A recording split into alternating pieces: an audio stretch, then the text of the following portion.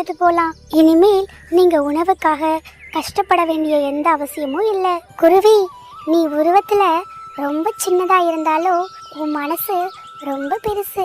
நீ செய்யற இந்த உதவிய நானும் எங்க காப்பகத்துல இருக்கிற எந்த குழந்தைங்களும் மறக்க மாட்டோம். அப்புறம் சுஜி குருவி கிட்ட இருந்து அந்த பிரியாணியை வாங்கின காகங்கள் அங்க இருந்து தன்னுடைய வீட்டுக்கு பறந்து போனாங்க. அப்புறம் தன்னுடைய வீட்டில் உட்காந்து சந்தோஷமா அந்த பிரியாணியை சாப்பிட்டாங்க.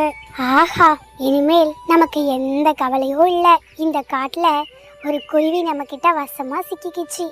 இனி தினமும் அந்த குருவி நமக்கு இலவசமா பிரியாணி கொடுக்கும். ஆமா ஆமா, இந்த பிரியாணி ரொம்ப சுவையா இருக்கு, அதுவும் நமக்கு இலவசமா கிடைக்குது. ரொம்ப ரொம்ப சந்தோஷம். இப்படி பேசிக்கிட்டு அந்த காகங்கள் சந்தோஷமா அந்த பிரியாணியை சாப்பிட்டு முடிச்சாங்க. இப்படியே சில நாட்களும் ஓட ஆரம்பிச்சது.